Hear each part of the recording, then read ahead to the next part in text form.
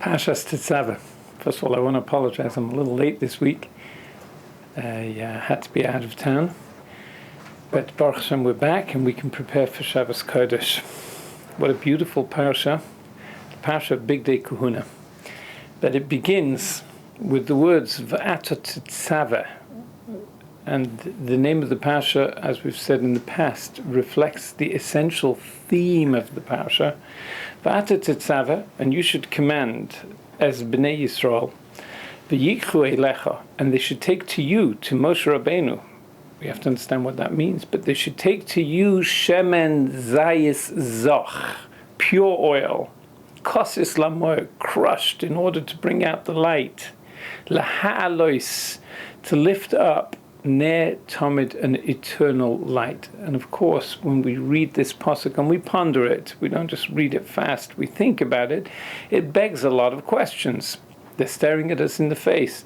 V'ata Tizaveh. Altogether, we have to understand why when Klal Yisrael, when the Jewish people were instructed by Moshe to take the Shemen Zayis, to take that olive oil and crush it and prepare it for the menorah and for the Ner Tomid, the eternal light that was within the menorah, why do we use an expression of Tizaveh? Here we need a command.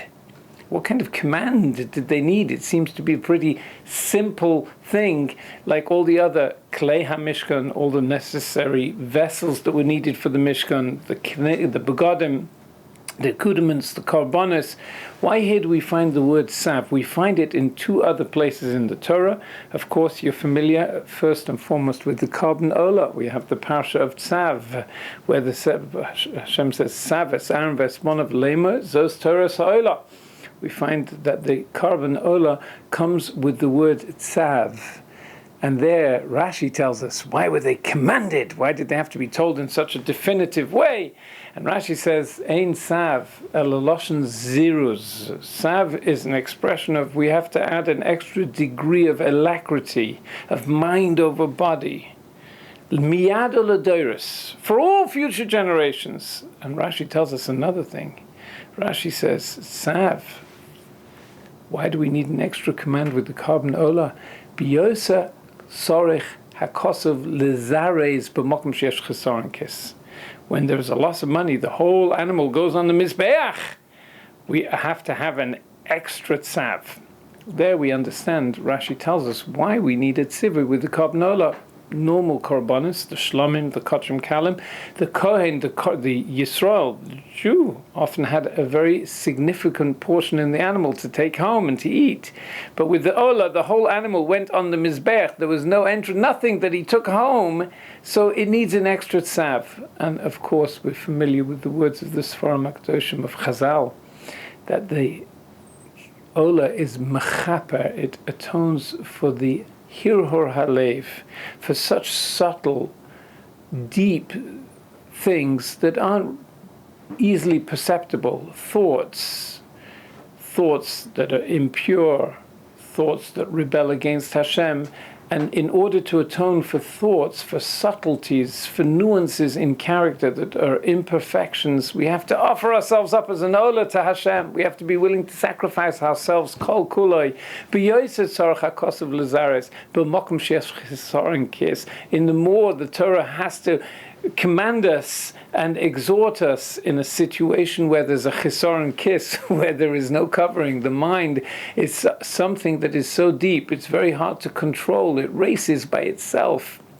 It's sometimes out of control, and all kinds of fantasies and thoughts can be conjured up in the images of the mind. It's very hard to control. And the only antidote is to offer ourselves up as an ola, to be willing to sacrifice ourselves to Hashem. That's hard work. That's really hard. There the Torah says, Sav. We find it in another place with the Korban Tomid, the daily sacrifice, the communal sacrifice that also atoned for all of Klal Yisrael, Savis B'nei Yisrael v'Omato Alehem. And there too we understand that the Korban Tomid was an expression of the sacrifice of all of Klal Yisrael, the willingness to give themselves over to Hashem. But why here with the Ner, with the Shemen Zayis, which is a seemingly simple procedure? Of course, you have to take just the first drops that come out of the oil. You want the most perfect perfect, finest virgin olive oil imaginable for the menorah, the best. But is it so hard that it requires and demands that we say va'ata Tizaveh? You have to command them. Why do we need this commandment over here? And then we ask, why the word va'ata, and you? What is it continuing on? We spoke last week about the building of the Mishkan. There doesn't seem to be any continuum over here. Why does it say va'ata, and you should command the Jewish people? We'll come back to this and we'll explain it a little bit deeper. But in order to understand it, I want to share with you, we're all familiar with the words of Moshe Rabbeinu after the Chet HaEgel. The Jewish people had grievously sinned. Aluvo kalosh zinso tachas chupaso. We were at Maimed Har Sinai, and we sinned. We worshipped the Egel Hazav, the golden calf. And Moshe Rabbeinu goes up to Shemaim and he begs and he implores and he intercedes with Hashem. And he says to Hashem, if you forgive them, very good. But if not, I want you to erase me from your sefer that you wrote. Erase me. And as we're all familiar, HaKadosh Baruch Hu forgave Klal Yisrael. Solachti kidvarecha. And it was on the day of Yom Kippur when they were forgiven, and Moshe Rabbeinu comes down afterwards and they build the Mishkan. And Hashem says, you know what? You said, Mecheni no misifracha, I'm going to erase you from my sefer. And in one place in the Torah, our portion, Parshas Tizaveh, Moshe Rabbeinu is not found anywhere. His name is not to be found. He's only alluded to. Va'ata Tizaveh, and you command. But we don't find Moshe Rabbeinu's name. And it seems to us, superficially at least, that this is some kind of like minor punishment, mild punishment. He said, erase me from your sefer. Hashem says, listen, I'm going to forgive the Jewish people. I'm not going to need to erase you from the whole Sefer Torah, but I'm going to erase you from one parasha. Now that needs to be understood. Now we look at it, we think Moshe Rabbeinu did an act that was very selfless. He's willing to give himself up totally. Erase me from your sefer. Don't mention my name. Why is there a need to take him out of this parasha in order to record that deed for posterity? Why? What's the significance of this? And the Sforim HaKadoshim tell us something very deep and very important, and it's relevant. We'll highlight this a little bit. We'll understand this is relevant to each and every one of us. Moshe Rabbeinu, we know the Torah says, his burial place is concealed from us. We have no idea where exactly Moshe Rabbeinu is buried, and there's a reason for that. Moshe Rabbeinu lives on. We can't point to a burial place of Moshe Rabbeinu because Moshe Rabbeinu is eternal. Moshe Rabbeinu lives with us. The Gemara says, "Ispashtusa de Moshe b'chol dara v'dara." Moshe Rabbeinu is so infused and suffused in the neshama of every yid for all generations. He bonded with the Jewish people, his beloved people, to such a degree that it wasn't a connection that was dependent upon his body, upon physical communication and physical contact. It transcended that entirely. It was an eternal connection that's going to continue through the generations and through the ages. And Moshe Rabbeinu's legacy is something we can all draw from for all generations. Va'ata Tizaveh. And you, Tizaveh doesn't just mean to command. Tizaveh means to connect. And you are tzavta, you are one. Va'ata, I and you. Va'ata, and you. I'm also there too. Because there's a spiritual, real, meaningful connection that isn't connected to the body. It's not limited by the finite limitations of the body. There's an eternal connection that was fused with Moshe Rabbeinu's demonstration of connectivity when he said, Mecheni no misifracha. Take out my name. The name, the Shem, is the manner, the independent, individual manner in which the neshama comes down to this world. We've said before, the name reflects the essential nature, the mission, the character, the person, the letter in the Torah that we have to fulfill. Moshe Rabbeinu wasn't an individual letter. Moshe Rabbeinu reflected the klolius of Klal Yisrael. Take out my name from your Torah. I'm one with the Jewish people. I have no individuality. And thus he became one with the Jewish people for all generations. In that one moment, he captured eternity. V'ata Tizaveh, Hashem says to him, okay, you're going to continue. That person, that connectivity for all generations, you and I are going to be connected to the Jewish people. And in what manner will that manifest itself? V'yikru elecha. They'll be able to connect and take to you and connect to you magnetically. What will they take? Shemen, Zayis, Zoch, Kosis, Lamor. They'll have the capacity and the ability to be kosis, to be crushed, to be able to say Mecheni na, to demonstrate self-sacrifice, and thereby bring out the inner light, the inner goodness, the inner person, the Ur of the Neshama, Kosis Lamor. And thereby they too will be able to capture eternity, Laha'alois Ne'etomid. They'll be able to lift themselves up from the gravitational pull of the body.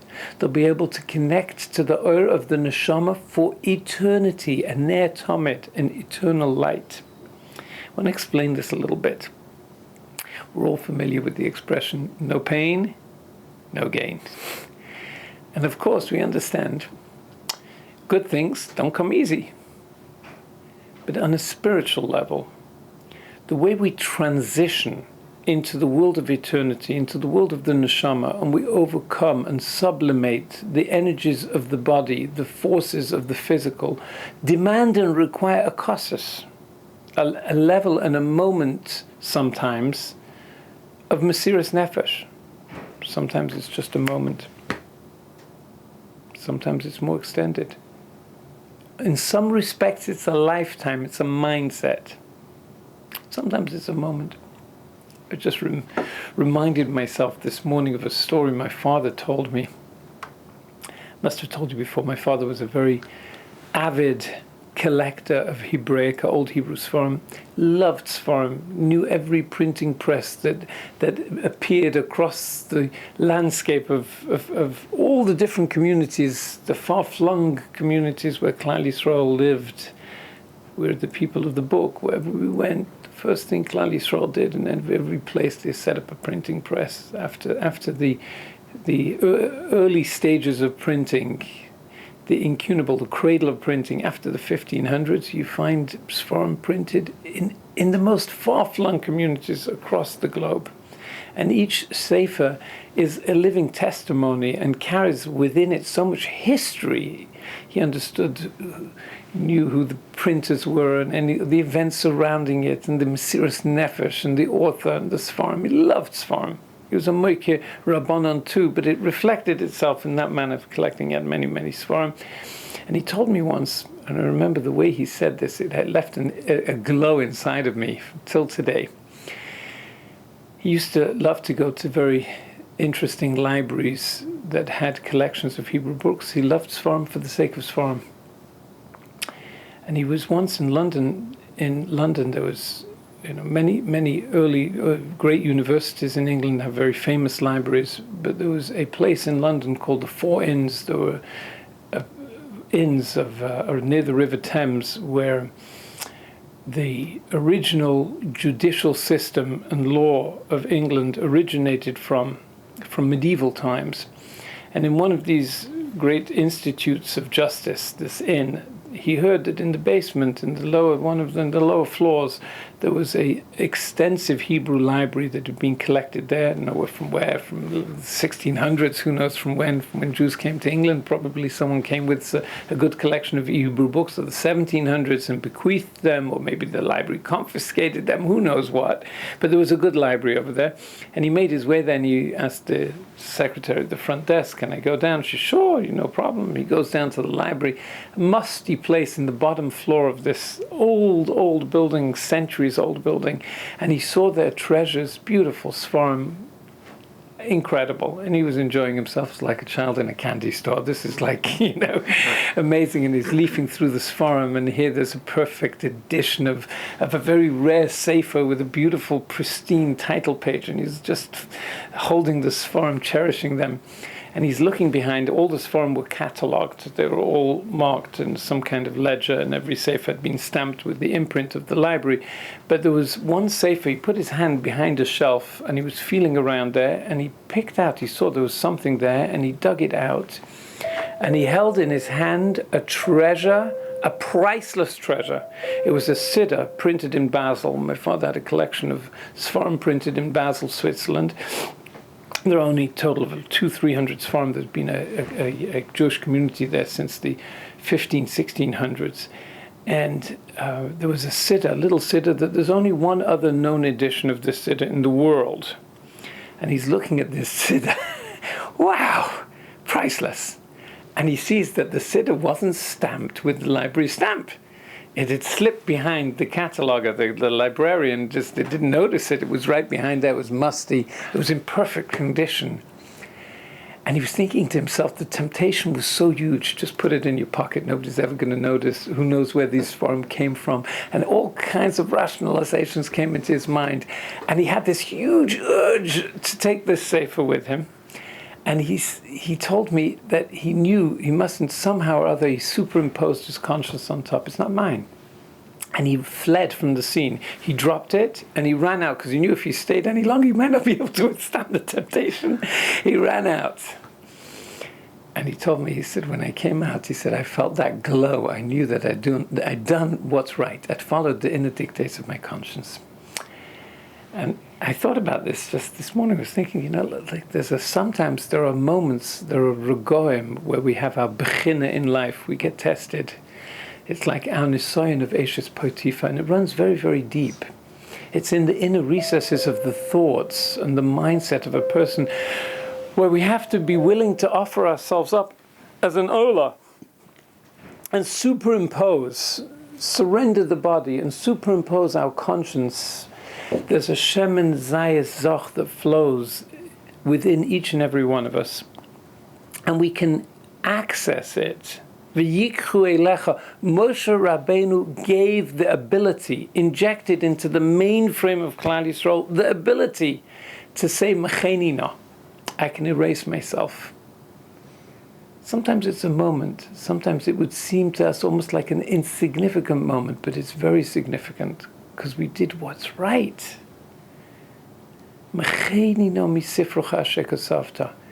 I'm willing to give up everything. And then all of a sudden we enter into a new realm. We're uplifted. We're living on a higher plane. There's a shemen zayis zoch kosis lamor. And according to the level of kosis, according to the level of how much we're willing and capable, and how much we crush ourselves in the process, we're capable of connecting to eternity. Lahalos netamid, just like Moshe Rabbeinu v'ata Tizaveh, he lives on for all generations because he sacrificed himself totally and completely. He became a carbon olah, and therefore he's a carbon tamid. He's there in the morning and at night, at all times. Come rain, come shine. Because there's sacrifice. There's bittul hayeshes. We find, we find Shlomo HaMelech, the young Shlomo, is being instructed by David HaMelech on his deathbed. And David says to him, very fascinating words, Vayikruvu Yimei David Lamos, we find in the beginning of Melachim. And David HaMelech's days drew close. Vayitzaveh Shlomo bno, and he commanded Shlomo his son, Lamor, to say. What did he say? Anochi hoilech b'derech kol haaretz, I'm going in the pathway of the rest of the world. I'm going to die. V'chazakta v'hayisa le'ish. And you should strengthen yourself, v'hayisa le'ish, and you should become a man. And you should v'hayisa, make yourself le'ish, into a man. And the Sforim touch upon this word lamor. David HaMelech was instructing his son and giving him a tzavah, and he's giving him a life, a pathway to continue David's legacy. So he's commanding him. It's a tzavah. There's a tzav.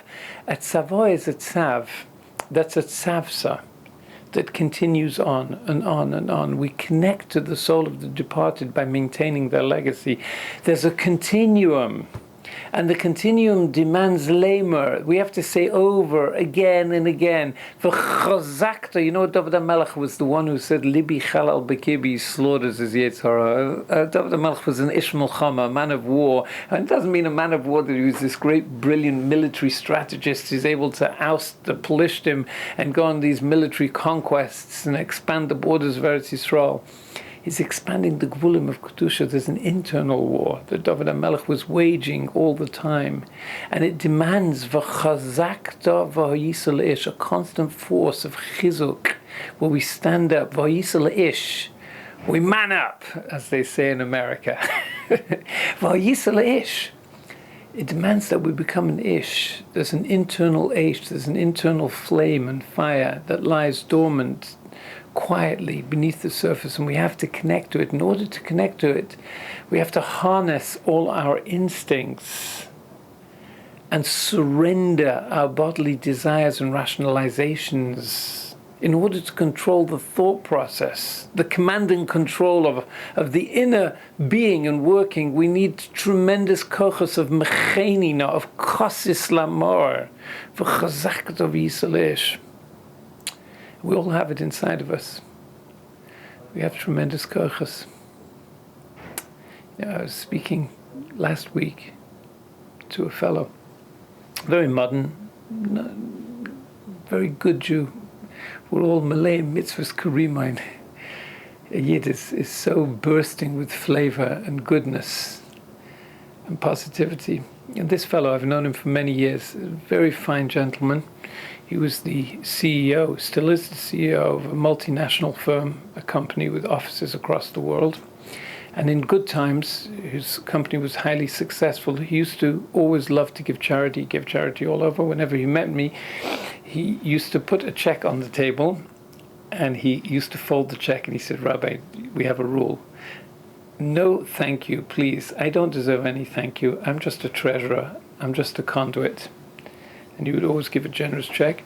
But lately he's lost all his money, and he's fallen on very hard times. And he's had some personal challenges in life that are quite boggling, hard, tough. And he plods on. And he told me on the phone last week, he said, Rabbi, my greatest delight would be to be able to meet with you. And as you know, I meet with a rabbi, I have to give a check. I don't meet with a rabbi stamp. Unfortunately, I can't write a check to our Sameach and to the Mossad and whatnot. But I'm waiting for the time when things will turn around, and then you don't have to worry. I'll call you. And I was talking to him, a very special person. He told me, Rabbi, he said, the times are so tough for me. I don't know what tomorrow will bring. I went to my rabbi last week. I had a little bit of money in the account. I don't know if Pesach comes around, I'll have the money. So I wrote out to the rabbi a check for Mo'is Chitim, for the poor now, because I know that now I have. What's going to be in 2 months, I don't know. That's the greatness of a person coming out. That there's a moment, there's eternity. I'm not living for the now. I'm living for my Yitzias Mitzrayim. Laha'alois ner tamid. There's a fellow here in the yeshiva, I should share this with you, even though some of you may know him. I won't say his name, but this is a fellow that's a genuine person through and through.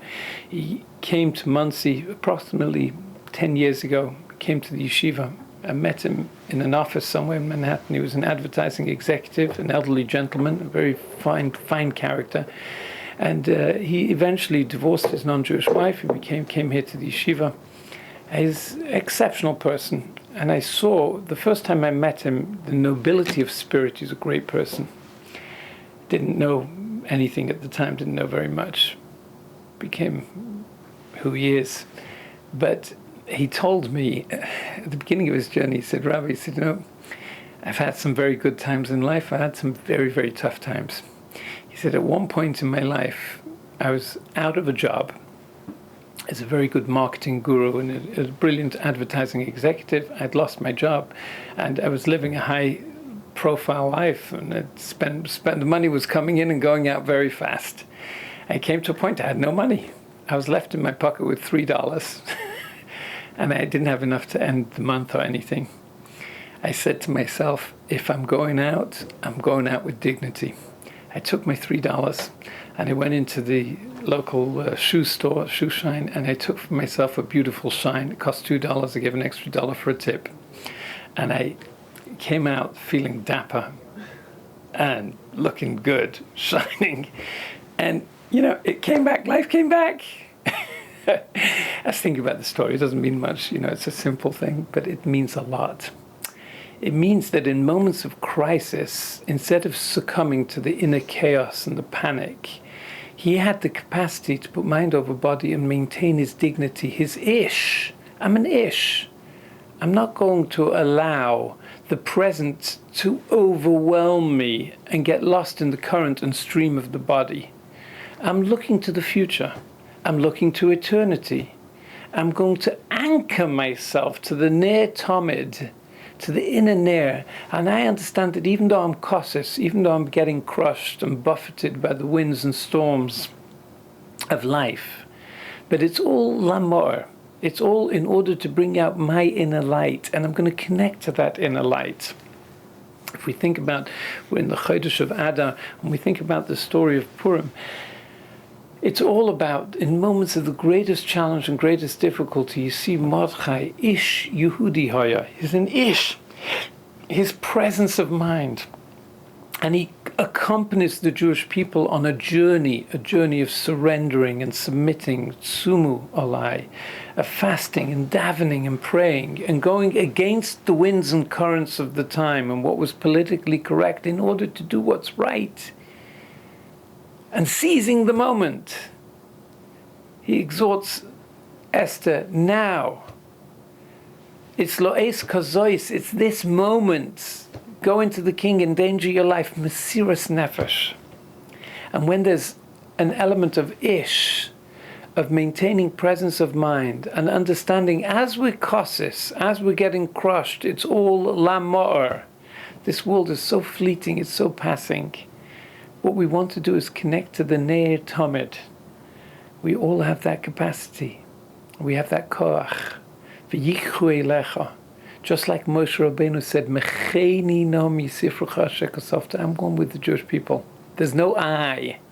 So too, we have that koach. I'm reminded of a story Rabbi Yaakov Galinsky would say over.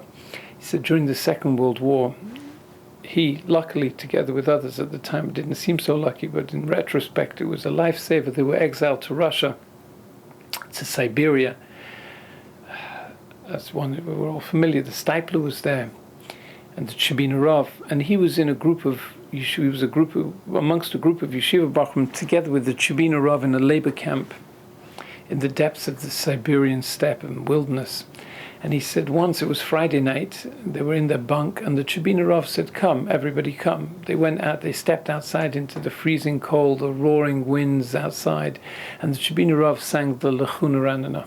And he sang Kabbalah Shabbos. And then they went inside, and they asked the Chibina Rav, you couldn't have said it inside, why do we have to go outside? And he said, Koil Hashem Yochil Midbar. We say, Koil Hashem, the voice of Hashem reflects itself in all the far-flung elements of creation. There's a koil, there's a voice that we can hear. Koil Hashem, you know what Hashem is? Yochel. Yochel means he pines, he yearns, he desires to hear it in the midbar. He wants to hear our voice in the wilderness. He wants to hear our voice here in Siberia. He wants to hear our voice looking out at the great empty expanse of the Siberian wilderness where it looks like there's no hope and no future. And yet here also we're hearing the Kol Hashem and we're connecting and elevating this space. And Rabbi Yaakov Galinsky said, he reminded many years later in Yerushalayim to the Chibina Rav this episode that happened, and the Chibina Rav smiled and looked at him and he said, Rabbi Yankel, he said, you know, there's a midbar here in Yerushalayim as well. That was relevant for that moment, but there's always a Kol Hashem Yochel Midbar. And in our own lives, there are moments where we feel we lose everything and we feel bereft of hope and potential and future. There's an element of midbar, and there we have to find our dibur, we have to find our speech and be able to talk and connect to Hashem and ignite the light. And we have that ability even when everything is lost and it looks like everything is going up in smoke, just like it looked like after the Chet HaEgel. We have the ability, like Moshe Rabbeinu, to say, Mecheni na, and V'yikru elecha. We're willing to get crushed because that's how we're going to bring out our ma'or, and we're going to see ultimately your ma'or, and we're going to capture eternity. Laha'alois ne tamid. Good Shabbos, everybody. That's cool.